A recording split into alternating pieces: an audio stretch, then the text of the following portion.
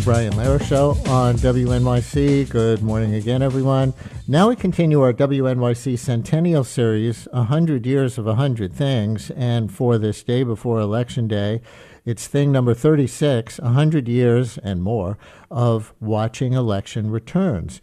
Once upon a time, there was no such thing as television, obviously. So how did people used to do it? And how did the modern media change our relationship to and expectations about learning the results? Our guest for this is Kathryn Cramer Brownell, director of the Center for American Political History and Technology at Purdue University, and author of the book 24/7 Politics, Cable Television, and the Fragmenting of America from Watergate to Fox News, which came out last year. She also wrote an article in the Washington Post just before the 2020 election called Good TV Demands Results on Election Night, but That's Bad for Democracy. Professor Brownell, thanks for joining our 100 Years of 100 Things series. Welcome to WNYC. Thanks so much for having me. And let's start more than 100 years ago. You write that in the 19th century, voters looked for election night rockets that might communicate to voters the local tally. What does that mean, election night rockets? Well, it really conveys how party politics worked in the 19th century, especially in the antebellum period. Parties controlled all aspects of public life even. Newspapers were partisan outlets. Parties controlled the ballots. There was no secret ballot or secret voting. So they gave people a ballot that they would then march to deposit in. And they controlled how people found out about the results. They were in charge of calculating the results. And they really turned the election day experience into this social event, a civic ritual where people could enjoy themselves, but also be firmly enmeshed in party politics. And so election night rockets were one way of kind of one type of civic ritual, but it's really is reflective of elections and party politics more broadly as this broader social experience in the 19th century. And in terms of the media, somehow this was in the context of newspapers mostly having political party affiliations? Yeah, in the 19th century, newspapers were firmly and proudly linked to political parties. Editors played a really prominent role in kind of the development of party politics themselves, and in some of these behind-the-scenes negotiations over who the candidate would be, for example. They were very powerful political players. And they didn't shy away from this. Again, they were very proudly an opportunity to convey partisan information and partisan policies as well. So as the 20th century dawned, you have newspapers becoming less outlets for specific political parties as their business models changed. We'll relate this to election returns specifically in a minute, but what was the bigger story there? Well, it's really about in economics, right? That there is an opportunity with kind of the expansion of the industrial press that people could produce more papers in urban areas. And so all of a sudden, they recognized that they could sell advertisements and didn't necessarily have to be beholden to a particular political party for funding. And then there's a new wave of journalists that are critiquing political parties for the corruption that is very rampant. And so they realize that if they're going to critique political parties, they need a different funding model in order to do so. And so they really appeal to the people, that they are representing the public interest. They are a voice of the people. And then again, that means circulation matters, that they have to sell more because they have to get, a higher circulation to kind of bring in money for each individual cost, but more importantly, to sell advertisements, that they can tell advertisers, look, if you want to reach these audiences, these broader audiences, and sell your product, advertising is still very new at the turn of the 20th century. They're emphasizing that buy advertisements in our newspapers. And so again, there's this incentive to cultivate public trust and to kind of tell the public that they're kind of looking out for them and challenging the power of party politics, but also there's that business model that's really important there too. And so at that time, and we're still in the early 20th century, you write that newspapers began to emphasize a science of election returns and hired math experts. But that still would not have been for night of returns like would come later on television. So tell us about this cultivating public interest in a science of election returns and how and when it would play out in the papers 100 years ago. So a lot of this was very much localized, right? So there might be kind of trying to calculate what is happening perhaps in New York City and conveying the results of the local election. But it took time to gather all of the information from across the country. And so you have, accountants, people again with these math skills, they would try to process the information as quickly as possible and then perhaps project it outside of a newspaper building and say, this is kind of what we're seeing. This is the information that we have gathered. And crowds would come and try to see, what are some of the insights, the results as they're pouring in. But this idea that you would know who won the entire election, that really doesn't come until television. By the early 20th century, it's still very localized in terms of the results that they were conveying.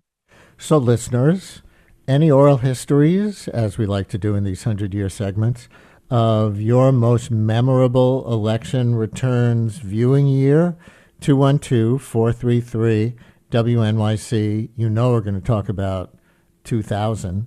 We're also going to talk about 1980. We're going to talk about 1976. We're going to talk about other ones. Any oral histories of your most memorable election returns viewing year? What about anything from your parents or grandparents about an earlier era of this, before television election night returns and this expectation that we would have a result the night of? 212-433-WNYC, 212-433-9692, or any questions for our guest, Kathryn Cramer Brownell, Director of the Center for American Political History and Technology at Purdue University and author of 24/7 Politics, Cable Television, and the Fragmenting of America, From Watergate to Fox News, in our 100 Years of 100 Things series, 100 Years and More of the Media and Election Returns. 212-433-WNYC, 212-433-9692. So, Professor Brownell, in your article about this, your first TV reference was the presidential election of 1952, Dwight Eisenhower's first election. Was that the first real TV election night? It really was the first real TV election year more broadly, where, Dwight Eisenhower really begrudgingly, he was very reluctant at first, but he does make television a priority. Hires advertisers and entertainers to kind of help him craft his TV message. And he's really effective at selling Ike, right? I like Ike. That was a very well-crafted message that was designed for television. And election night was, again, a TV experience where CBS and NBC they engaged in what they called the battle of the brains. They both had computers that were helping, huge computers that were trying to process the information that was coming out from all of these local precincts across the country. It's so hilarious to see some of the old footage where they would trot out these huge computers. I think one of them was called Univac. Is that right?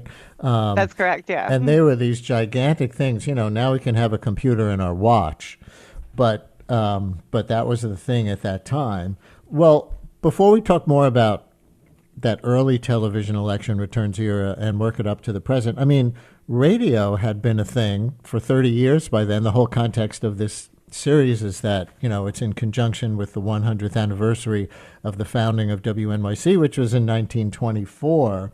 Had there been no equivalent on live radio of watching election returns come in and people sitting around their radio and, listening to it like they used to sit around and listening to drama and comedy shows on the radio and President Roosevelt?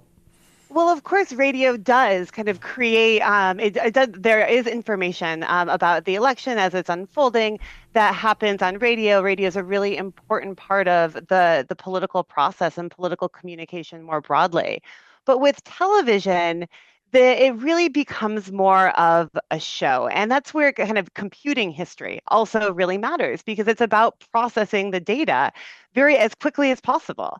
You also have it's the early stages of polling, so there's more information about as people are trying to figure out the science of elections, right, and voter behaviors. And so you have all of these different types of things that come together in the 1950s to turn election evening into really this Super Bowl moment for the television networks. It's their opportunity, again, to cultivate public trust, to kind of show that they're participating in the democratic process, but again, also to kind of get audiences and to really boost their prestige. It's right when television newsrooms were they're very new. They don't have the credibility that they would kind of gain over the next couple of decades. And so TV is really trying to assert its importance in this broader civic process.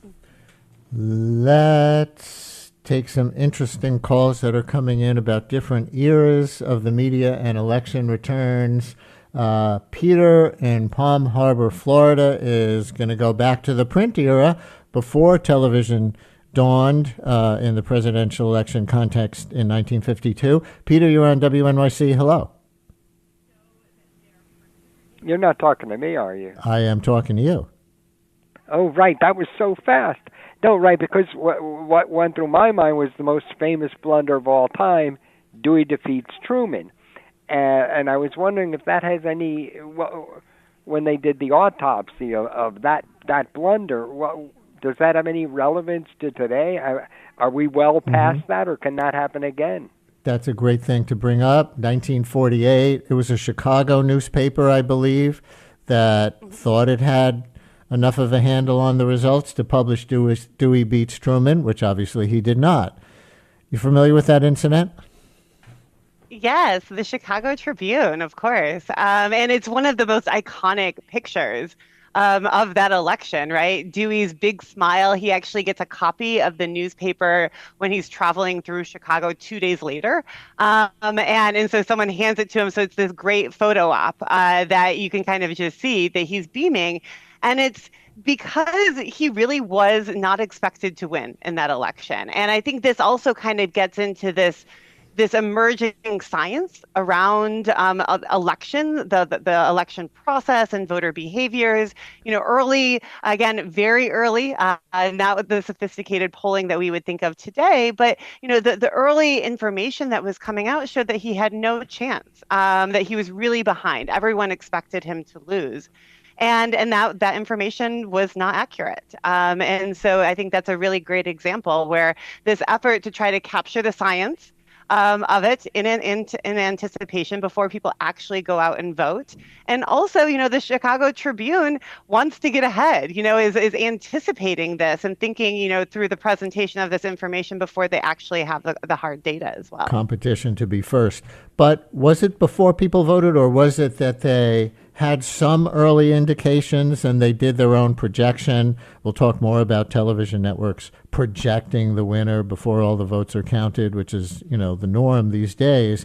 But in 1948, was it the next morning's paper? I should know this, and I don't. Was it the Wednesday morning right after Election Day, and they had some data and they overinterpreted it, or was it something else?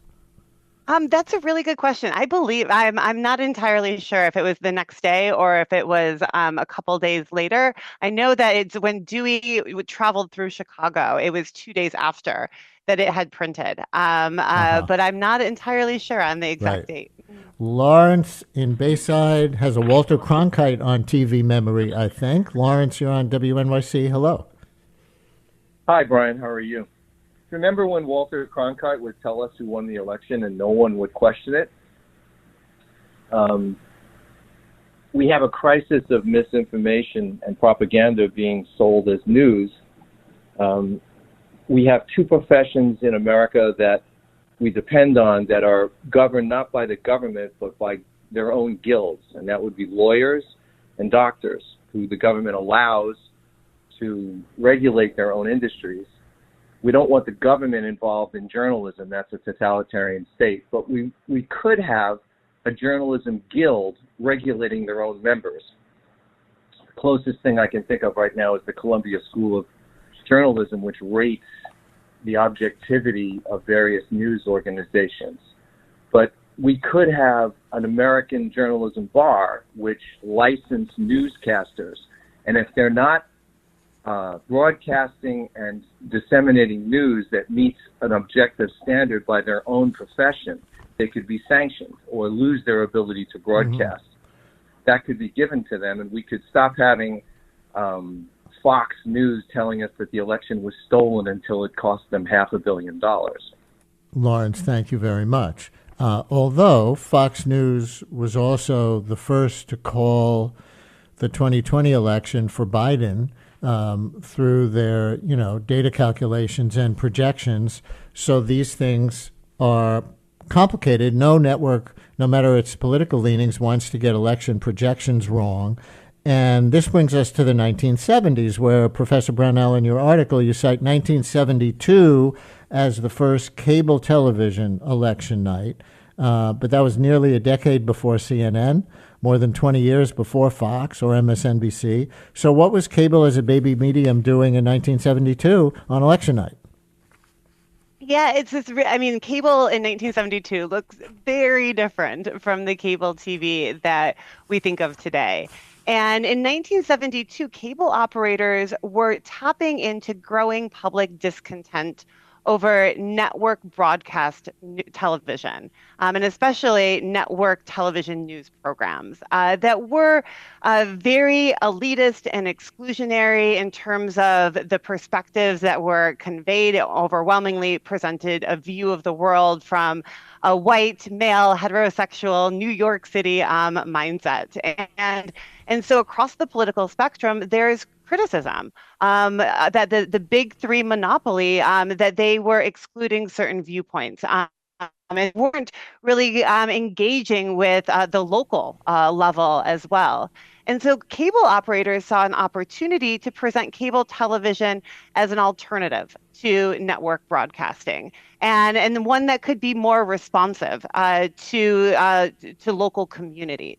And it's very much part of an effort by the cable industry to deregulate the industry, to kind of show that if they're allowed to compete with network television, that you'll have a more robust democratic exchange. Because at the time, federal regulations upheld the monopoly of the big three networks. And so in places like Manhattan, you have a teleprompter, which is a cable operator that is featuring all these different interviews at the local level. They have these roving reporters who are trying to get viewers or get citizens get them to kind of talk about their experiences. Very much like I heard on your station, kind of going to laundromats, right? It's an effort to bring new voices into conversations about Election Day. And it really, it was an opportunity to do something different. It was at a very small scale. Cable was not the behemoth that it would grow into over the next several decades, but it was really experimental. And I think that was cable early on. It afforded, because it was really affordable. Cable operators and programmers could be really experimental in how they approached different events. Yeah. Here's a 1972 memory caller. Susan in Chicopee, Massachusetts. You're on WNYC. Hi, Susan. Hi there. I was in Hanoi as part of a peace delegation in 1972 when the election was called. We thought we were going to have some POWs released to us as a gesture of goodwill, but that never happened. And we heard the result of the election over Agence France-Presse. We weren't hearing it from the United States. And I remember being absolutely stunned that McGovern had carried only Massachusetts. Stunned at Nixon's landslide in 1972. All right, we're going to continue in a minute, and for the rest of the segment, we're going to get into the networks doing projections era, which started in 76, and many of you know how they messed up in the year 2000. They also messed up in the year 1980, which we'll touch on, and of course 2020 as well as we move toward the present in our 100 Years of 100 Things segment for today, number 36, 100 Years of Election Returns in the Media. Stay with us.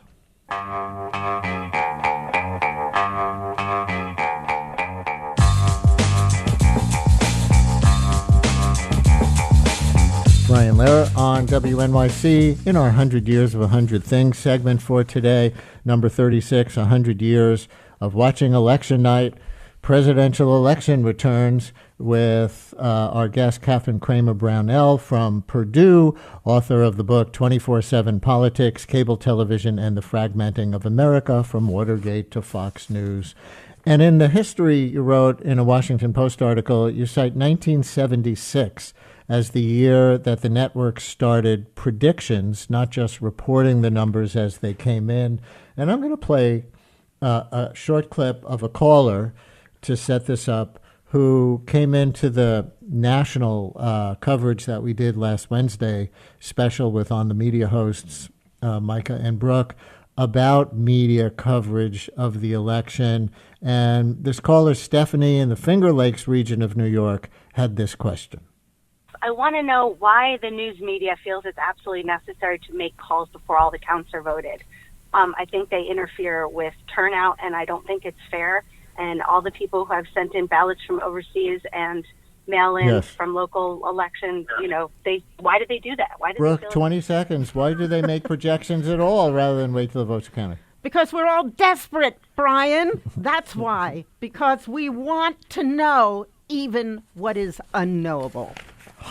And because we were running out of time in the show, right at that moment, we couldn't give her a more thorough answer. So, Professor Brownell, maybe you can do that if Stephanie in the Finger Lakes is listening right now, or for anyone else. Why did the network start making projections rather than just counting the votes?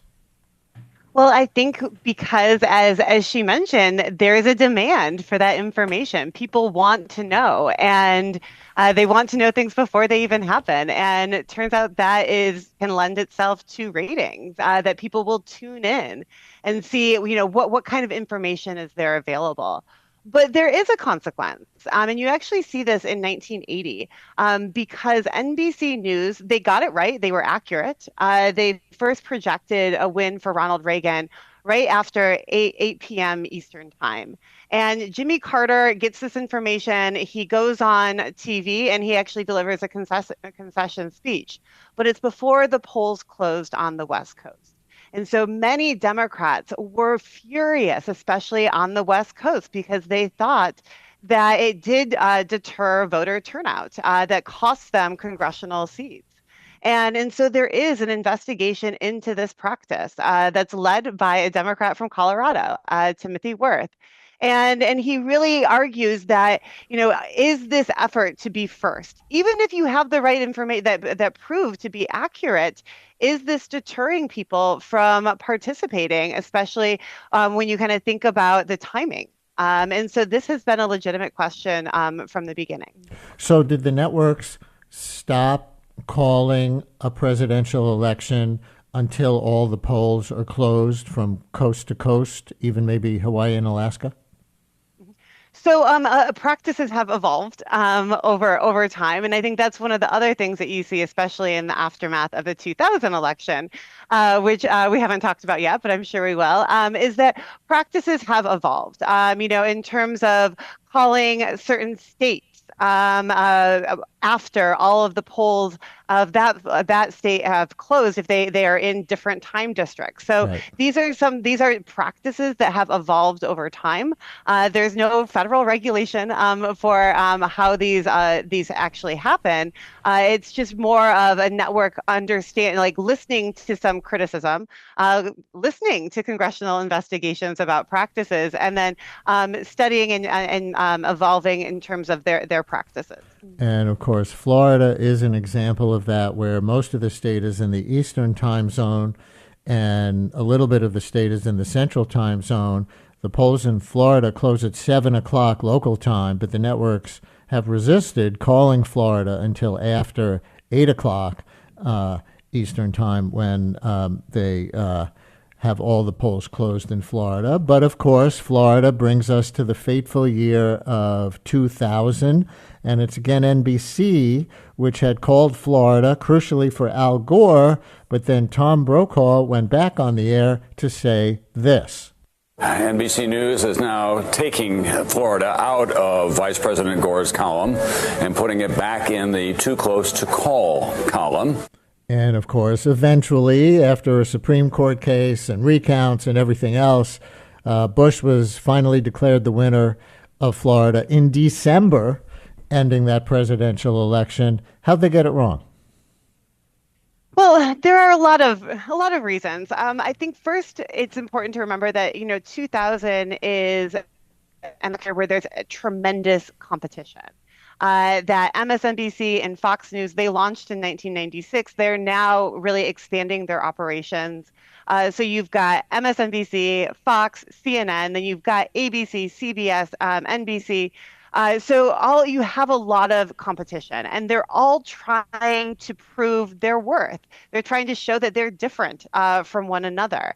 And so I think that competitive environment is really important to understand, especially because one of the central problems that scholars have identified in the 2000 coverage is that the public didn't know that they're actually getting all of their information from the same data, the Voter News Service. And so they were all trying to process the same information that was problematic, but they're trying to process that quickly, and that's kind of their spin, is that they can process this information and present it to their viewers faster than the other newsrooms. And so, but that there was it wasn't clear to viewers where that information was coming from, where election or exit polling, how it worked, how it influenced these decisions. So there are a lot of factors that go into the quote unquote science, right, that we've talked about that were not made clear to voters. And so when it kind of challenges the integrity and calls into question the results as they're actually calculating the votes, all of a sudden voters are very confused about the entire process. So in our last minute, we're now in the era where we expect Donald Trump, in a way that no candidate has done before, to declare victory tomorrow night early, before any candidate could mathematically declare victory, certainly before the networks or the Associated Press have a database projection. What are you going to be watching for tomorrow night, either as, a media critic or to help arm our listeners with a little bit of media literacy? I would say to make sure that whatever you're watching for information, see how they're calculating the information. A reputable news organization will make it clear how they're processing, and pay attention to that process. And also know that we want to know things. There's this culture of immediacy, instant gratification that we have, but it takes time to process votes. It takes time to count them. And so to let the voting process and the counting process, to let it unfold, and to be patient. I think that's something that we learned in 2020, that certain things can take time. It doesn't mean you don't have to be glued to your TV during the process, but make sure that you understand where the information that you're consuming, where it's coming from. Kathryn Cramer Brownell, Director of the Center for American Political History and Technology at Purdue University, is author of the book 24/7 Politics, Cable Television and the Fragmenting of America from Watergate to Fox News. Thank you so much for joining us with all this information in 100 Years of 100 Things series. Thank you very much. Thanks so much for having me. Brian Lehrer on WNYC. Obviously, we'll be back tomorrow morning on Election Day. Right now, stay tuned for Allison.